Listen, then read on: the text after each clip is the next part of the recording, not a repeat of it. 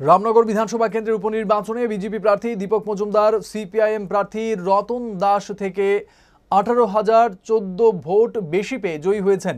এই কেন্দ্রের দায়িত্বপ্রাপ্ত রিটার্নিং অফিসার বিপুল দাস জানান, উপনির্বাচনে এই কেন্দ্রে মোট ভোটার ছিল 45,803 জন। এর মধ্যে 33,675টি ভোট পড়েছে, ভোট বাতিল হয়েছে 42টি।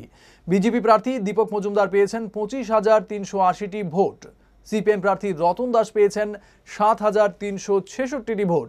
জয়ের পর প্রতিক্রিয়া জানাতে গিয়ে দীপক মজুমদার বলেন, আগরতলা পুর নিগমের মেয়র হিসেবে আমি যা কাজ করেছি এর প্রতিফলন ঘটেছে এই ভোটে। আমাকে রামনগরের মানুষ বিধানসভায় পাঠিয়েছেন, মানুষের জন্য কাজ করে যাওয়াই তার মূল লক্ষ্য। মানুষ আমাকে আশীর্বাদ করবে, কাজ করার সুযোগ দেবে। যখন আমাকে ভারতীয় জনতা পার্টি আমাকে যখন প্রার্থী হিসেবে সুযোগ দিয়েছে লড়ার, তখনই সিদ্ধান্ত নিয়েছে রামনগরবাসী যে আমাকে সুজিত দত্তের বিকল্প হিসাবে না হোক, অন্তত কাছাকাছি জায়গা নিয়ে যাবে। আর দ্বিতীয়ত আমি বলবো, রামনগরের রেকর্ড সংখ্যক ভোটে জয় হতে যাচ্ছি।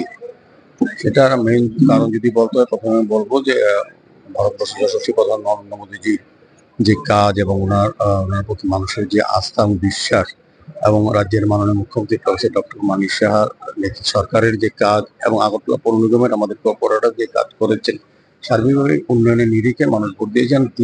আর একটা বিষয় উল্লেখযোগ্য আমি বলবো যে আমরা কিন্তু আবেদন করেছিলাম রামনগরবাসীর কাছে, যারা সুযোজিত লোককে শ্রদ্ধা করতেন, যত সংখ্যক ভোট বেশি দেওয়া হবে তো সুযোজিত শ্রদ্ধা জানানো হবে।